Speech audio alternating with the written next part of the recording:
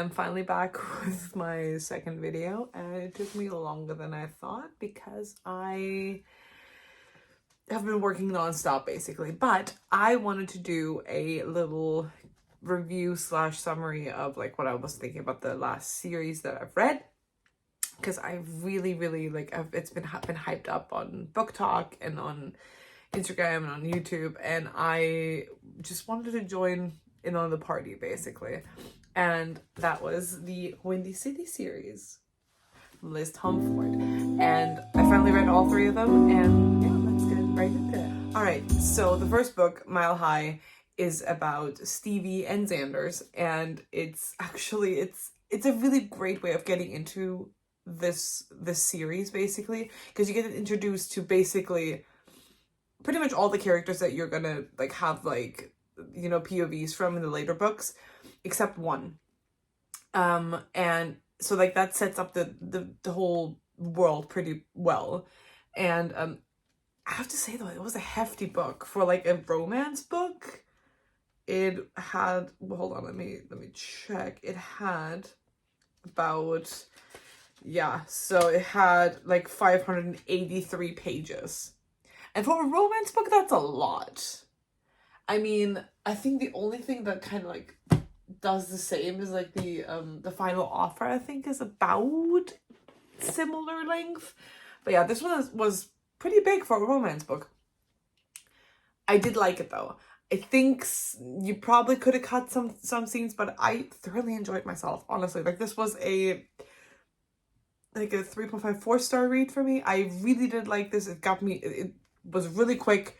You can get through this so easily. So basically, it's Xander's is a hockey player, and he's like this playboy and like with this bad reputation basically. And Stevie is a flight attendant, and she is on the crew that's going to follow this hockey team around for a whole season. Usually they switch up between games and whatever, but this one is where they're like stuck with each other for the whole season, and they're not allowed to fraternize.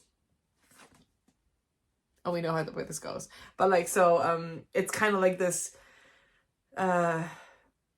hidden relationship slash forbidden romance, you know, like those kind of tropes. And I actually really did enjoy this. It also had a lot of like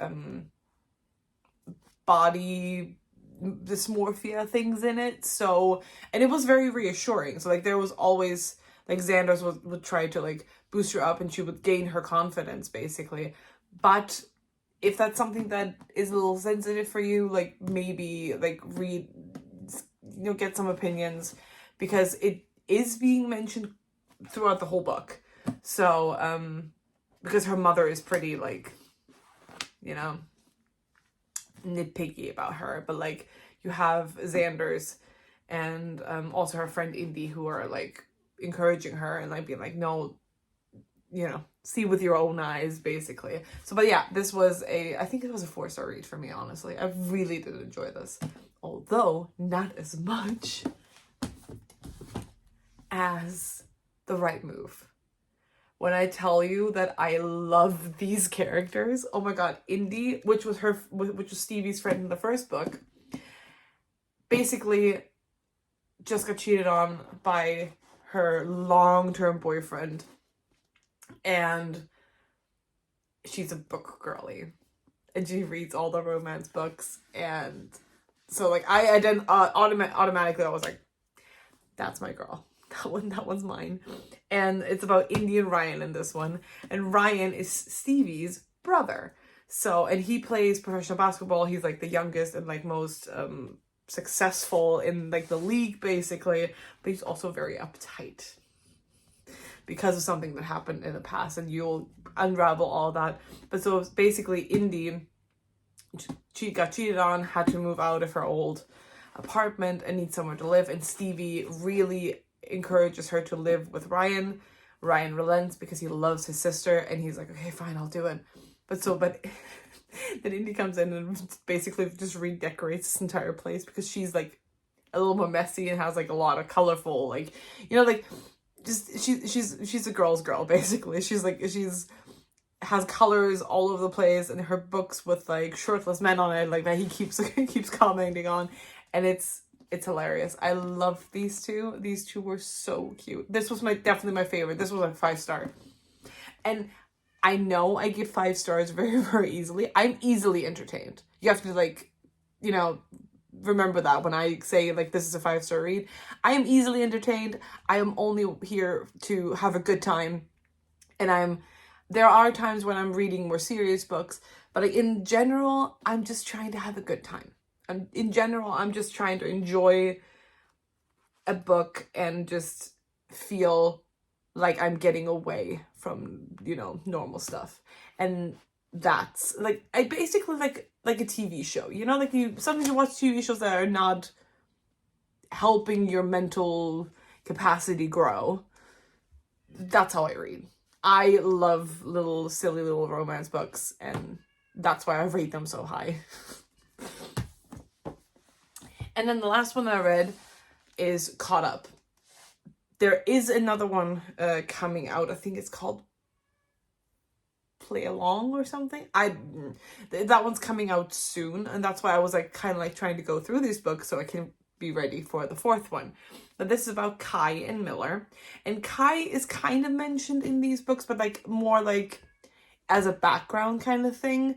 So he's they're basically, he's the pitcher for like the baseball team of Chicago, and Miller is the daughter of the coach, and Kai is also a single dad. So he basically got this baby dropped on him, spoiler alert, after like 6 months of not like knowing that he existed, and then he had to like become this single parent because the mother didn't want him anymore, didn't want anything to do with him. It was just a past fling of his. And so basically he's now like grappling with the idea of maybe like retiring early, and he keeps firing all his babysitters because he doesn't, something about them is off, something about it doesn't like. And then he just can't keep a babysitter to save his life. Miller, on the other hand, is a like fancy restaurant, like gourmet, like dessert chef. And she just won like this award, and now she's like having like a really hard time like baking because she's like has like so much pressure on her, and she just wants to be doing something good with her with her life because of her dad, because her dad actually did retire when his wife and her mom died, and so he retired from baseball just to be like there for Miller, and like he turned to coaching. And so her dad is he's such a sweetheart. But yeah, so she's kind of like feeling burned out and like overwhelmed. So her dad convinces her to become this babysitter for Kai's baby. And Kai doesn't want it. Kai feels like she's way too irresponsible. She's too wild. She's just not organized enough. Like Miller is like a person who never stays in one place for long enough. So she has like this van that she basically lives out of. But over time they're kind of like, he's making her a little more, you know, settled, and she's bringing out this older, like his like more adventurous side that he had before being a single dad. And like it's really cute. I really did enjoy this one, and like it was so cute watching interactions with her from Miller to the little boy, and it's just so cute. And then and also Kai, he is baseball daddy, so that was fun. No, like this, all in all, I really, really, really, really did enjoy this series. This was so fun. This was such a fun series. I really had a great time watching this, reading this. But it literally did feel like I'm watching some romance movies. And that's, I think, how romance books should feel. Like you're watching a early 2000s rom-com. And I feel like I got this from those. And yeah, but like overall this series, I'm definitely going to continue with like I said, the 4th one. I think it's called Play Along, and I don't exactly know the people that it's going to involve, but like honestly, At this point, Liz Tomford could write her grocery list and I would probably read it. But yeah. But yeah, so like I really highly recommend these if you want a good time and just a little palate cleanser in between, like maybe like some more fantasy stuff, because that's usually what I do. Like if I read like a lot of fantasy, I read this right after basically reading Private of the Orange Tree because I needed a palate cleanser so bad, because it was so much information, and this is what I usually do, and I think these were perfect for that. Yeah, but overall I really like a 4.5 read for this whole series. Yeah, I really do highly recommend these.